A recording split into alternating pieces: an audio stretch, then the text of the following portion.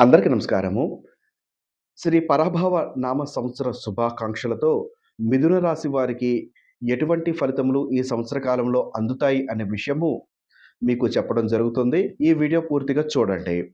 మిథున రాశిలో మృగశిర 3, 4 పాదములు, ఆరుద్ర 1 మొదలు 4 పాదములు, పునర్వసు 1, 2, 3 పాదములు ఈ రాశిలో ఉంటాయి.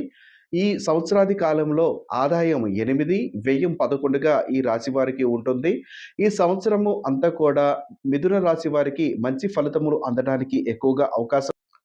ఈ సంవత్సర కాలంలో గురు, శని గోచార రీత్యా జూన్ నుండి సుమారు 2 నెలలు మంచి ఫలితములు ఇస్తాడు. ఉగాది మొదలు సుమారు 3 నెలల పాటు కూడా చాలా జాగ్రత్తగా ఉండవలసినటువంటి అవసరం ఉంటుంది.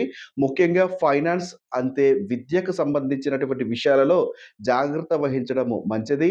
కోళ్ళు, పాలు, భూ సంబంధిత వ్యాపారము అంతే ఫైనాన్స్ వ్యాపారం చేసేవారికి సానుకూలమైనటువంటి వాతావరణం ఏర్పడుతుంది.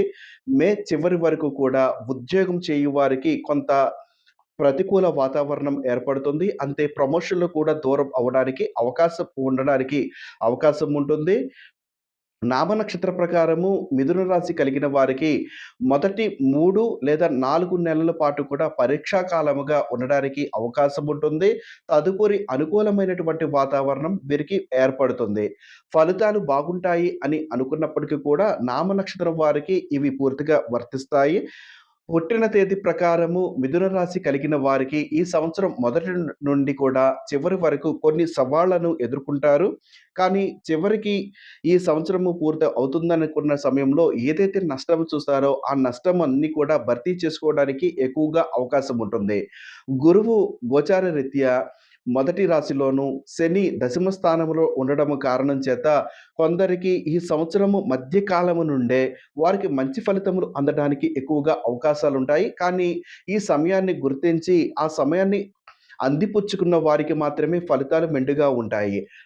మొత్తానికి ఫలితాల విషయానికి వస్తే నామ నక్షత్రం వారికి 80% గాను, పుట్టినరోజు వివరాల ప్రకారము జాతక రీత్యా మిథున రాశి కలిగిన వారికి 60% గాను ఈ మిథున రాశి ఫలితములు ఈ ఉగాది నుండి మరు ఉగాది వరకు ఉండడానికి అవకాశం ఉంటుంది. కాబట్టి ఈ యొక్క అవకాశాలను సద్వినియోగం చేసుకోవడానికి ప్రయత్నం చేయండి.